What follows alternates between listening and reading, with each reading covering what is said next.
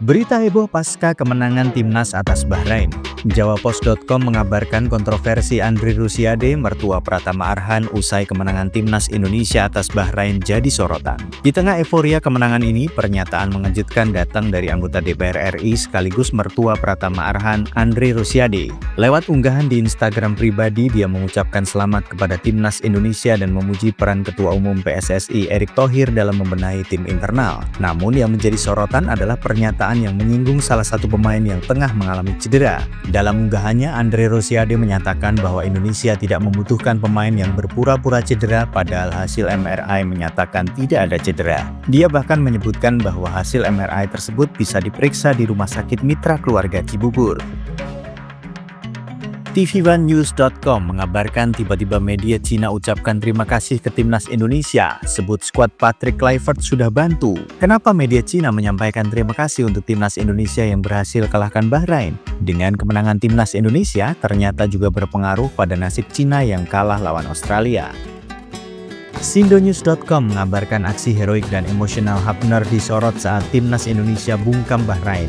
Justin Hapner menjadi salah satu pilar utama dalam kemenangan timnas Indonesia atas Bahrain dengan skor 1-0 di Stadion Utama Gelora Bung Karno, Jakarta pada hari Selasa 25 Maret 2025 malam waktu Indonesia bagian Barat. Selain tampil solid di lini belakang, aksinya juga penuh emosional saat merespons sindiran dari pelatih Bahrain Dragan Talacik. Sebelum pertandingan, Talacik sempat menyindir bahwa Indonesia memiliki populasi 300 juta jiwa, tetapi masih mengandalkan pemain naturalisasi dari Belanda. Komentar tersebut menjadi pemicu semangat bagi Hapner dan rekan-rekannya untuk memberikan pembuktian di lapangan.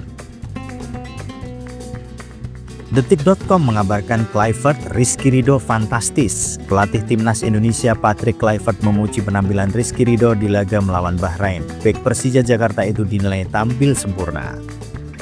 Tempo mengabarkan, Presiden Prabowo beri semangat kepada timnas Indonesia. Presiden Prabowo Subianto menemui timnas Indonesia setelah laga melawan timnas Bahrain dalam laga grup C putaran ketiga kualifikasi Piala Dunia 2026 zona Asia di Stadion Utama Gelora Bung Karno, Jakarta pada 25 Maret 2025. Kedatangan Presiden Prabowo menjadi motivasi besar bagi tim Garuda untuk tampil maksimal dan meraih kemenangan.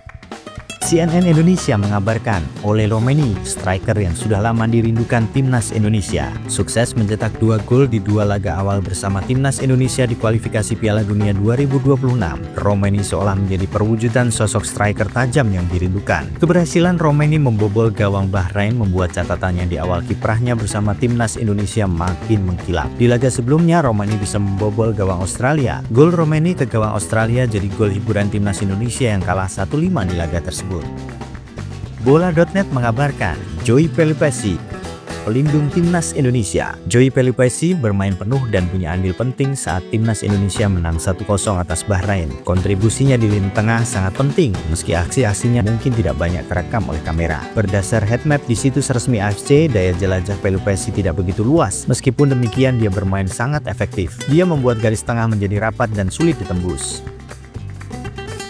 Bola.com mengabarkan, setelah setahun diparkir, Ricky Kambuaya ukir comeback istimewa bersama timnas Indonesia. Meskipun hanya beraksi selama kurang lebih 16 menit di atas lapangan plus tambahan waktu, Ricky Kambuaya menampilkan beberapa aksi yang sangat ciamik, padahal dia hanya mencatatkan total 12 kali sentuhan. Setidaknya ada satu umpan silang mematikan yang sukses menghasilkan umpan kunci pada pertandingan ini.